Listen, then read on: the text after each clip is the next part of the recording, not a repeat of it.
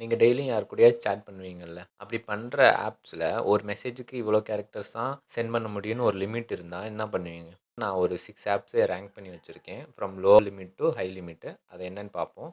6த் பிளேஸ்ல SMS app தான் இருக்கு. எஸ்எம்எஸ்ல நீங்க ஒரு மெசேஜுக்கு 160 கேரக்டர்ஸ் தான் சென்ட் பண்ண முடியும். இதோட நீங்க எமோஜியும் சேர்த்து அனுப்புனீங்கன்னா 70 கேரக்டர்ஸா அந்த லிமிட் குறைஞ்சிரும். 5த் பிளேஸ்ல இருக்கிறது இன்ஸ்டாகிராம். இதோட லிமிட் வந்து ஒரு மெசேஜுக்கு 1000 கேரக்டர்ஸ் தான் சென்ட் பண்ண முடியும். அதுக்கு மேல நீங்க டைப் பண்ணாலும் அலர்ட் மெசேஜ் ஷோ ஆகும். மெசேஜ் இஸ் டூ லாங்ன்ட்டு. அதுக்கு மேல நீங்க டைப் பண்ண முடியாது.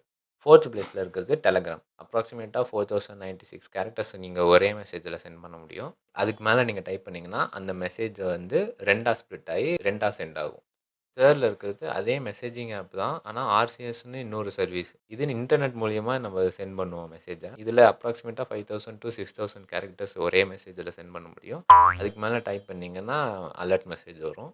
டாப் 2 ஆப்ஸ பார்க்கறதுக்கு முன்னாடி, இது மாரி கன்டென்ட் இனி நெறையா பார்க்கறதுக்கு 2 பியாண்டுக்கு சப்ஸ்கிரைப் பண்ணிக்கோங்க.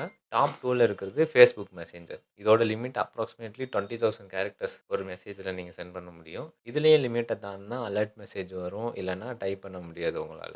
ஃபர்ஸ்ட் பிளேஸ்ல இருக்கிறது WhatsApp. இதோட லிமிட் சுமாரா 65,000 கேரக்டர்ஸ் டூ 66,000 கேரக்டர்ஸ் வரைக்கும் நீங்க ஒரே மெசேஜ்ல சென்ட் பண்ணிக்கலாம். நீங்க அதுக்கு மேல டைப் பண்ணணும்னு நெனச்சீங்கன்னா, அது முடியாது.